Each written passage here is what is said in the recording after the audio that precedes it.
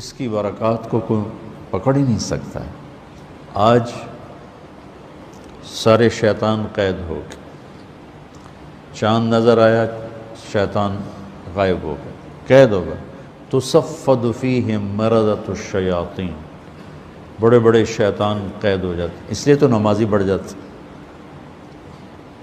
وہ پھر آہستہ آہستہ گھٹ جاتے ہیں کہ وہ ایمان کی اتنی طاقت نہیں ہوتی کہ وہ چل سکیں، لیکن ایک دفعہ جب وہ چھوٹتے ہیں شیطان سے تو سیدھے مسجد میں آتے ہیں۔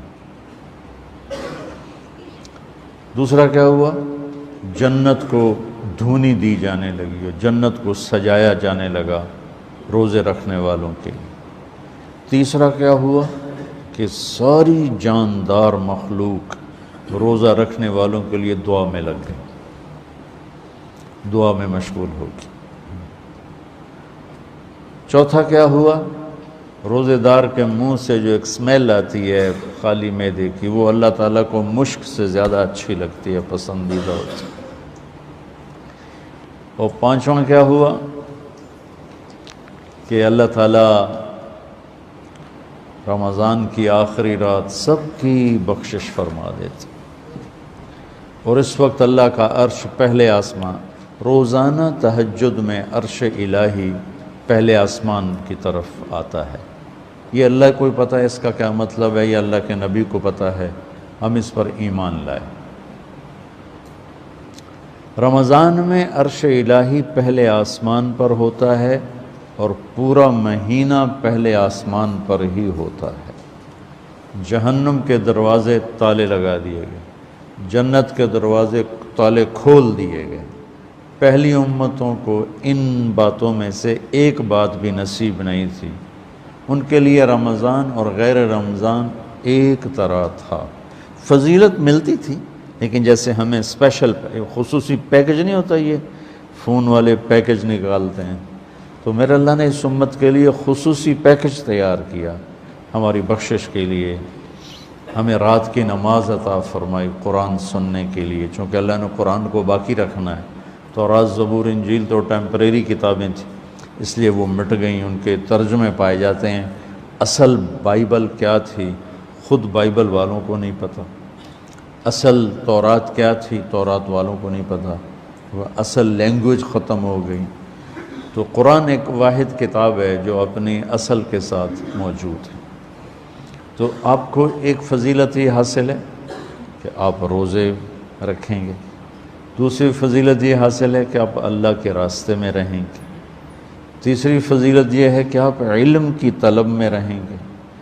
تو اس سے خوبصورت رمضان کسی کا نہیں ہو سکتا۔ یا جو اللہ کی راہوں میں دھکے کھا رہے ہیں، کوئی پیدل چل رہا ہے، کوئی اونٹ سراؤں میں چل رہا ہے، کوئی سفر کر رہا ہے، یا آپ ہیں جو گھر کو چھوڑ کر اللہ کا دین سیکھنے کے لیے جمع ہیں، آپ کا رمضان انتہائی عالی شان رمضان۔ اور افطار کے وقت عرش کے فرشتے جو اللہ کی تسبیح پڑھ رہے ہوتے ہیں، اللہ تعالیٰ فرماتے ہیں کہ میری تسبیح چھوڑ دو اور افطار کرنے والوں کی دعا پہ آمین کہو۔ تو جب لوگ اکٹھے ہوتے ہیں افطاری کے لیے، حرمین میں بڑا ایمانی روح پرور منظر ہوتا ہے دیکھنے والا، کہ لوگ وہاں اپنے دسترخوان لگاتے ہیں، پھر دوڑ لگاتے ہیں لوگوں کو پکڑنا، بھی آپ میرے دسترخوان، آپ میرے دسترخوان پر ہیں۔ چھوٹے چھوٹے بچے اور بڑے بڑے شیخ، ان کے مالدار رئیس، نواب ٹائپ لوگ، وہ بھی نوکروں کی طرح بھاگ رہے ہوتے ہیں کہ آپ میرے دسترخوان، آپ میرے دسترخوان پر آ جائیں۔ دسترخوان زیادہ ہوتے ہیں اور لوگ باہر بھی ہوتے ہیں، بکھرے ہوتے ہیں، تو ہر ایک کی تمنا ہوتی ہے کہ لوگ میرے دسترخوان پر سارے آ جائیں۔ تو حرمین کی برکتوں کو تو خیر کوئی بھی نہیں پہنچ سکتا ہے، لیکن حرمین کی برکتوں کے بعد اللہ کے علم کو لینے کے لیے روزے کی حالت بہت اعلیٰ چیز، بہت خوبصورت چیز ہے۔ تو اس امت کو رمضان خصوصیت سے ملا، جس میں اللہ تعالیٰ نے لیلۃ القدر اتاری، جس میں اللہ کے نبی نے اعتکاف رکھا، اور اس کا فرض روزہ، اس کی قیمت آپ اس حدیث سے لگائیں، لو ان رجلا صام یوما تطوعا ثم اعطی ملء الارض ذهبا لم یستوف ثوابہ دون یوم الحساب۔ جس شخص نے نفل روزہ رکھا اور اس روزے کے بدلے میں پوری دنیا سونے سے بھر کے اس کو پیش کی گئی، کیا آپ کا نفل روزہ ہے نا، اس کا یہ صلہ ہے، ساری دھرتی سونے سے بھر کے، تو میرے نبی کا فرمان ہے یہ سونے سے بھرا ہوا جہان بھی اس روزے کا بدلہ نہیں بن سکتا، اس روزے کا بدلہ اللہ ہی دے گا۔ تو اب آپ بتائیں فرض روزے کی قیمت کیا ہوگی؟ تو اب دعا کرو اللہ پوری امت کو روزے رکھنے کی توفیق۔ اللہ تعالی ہمارے سرحد کے بھائیوں کو جزائے خیر دے۔ پٹھان روزہ نہیں چھوڑتے، بہت کم، وہ نماز نہیں پڑھتا ہوگا لیکن مر جائے گا، روزہ نہیں چھوڑے گا۔ یہ ان میں ہمارے ان بھائیوں میں خصوصیت ہے۔ پنجاب میں کچھ روزہ رکھتے ہیں، زیادہ نہیں رکھتے۔ سندھ میں برائے نام ہے، اور آگے بلوچستان میں کسی کو پتہ ہی کوئی نہیں ہوتا، بلوچوں کا جو ہے بروہی علاقہ۔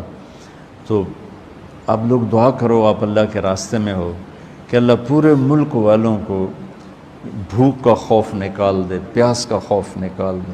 اس لیے تو اللہ تعالیٰ فرماتا ہے کہ روزے کا بدلہ میں خود ہوں۔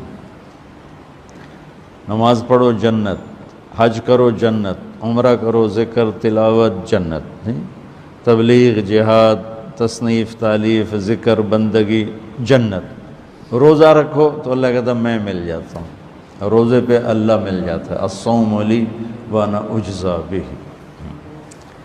اور روزہ دو چیزیں پیدا کرتا ہے، صبر اور تقوی۔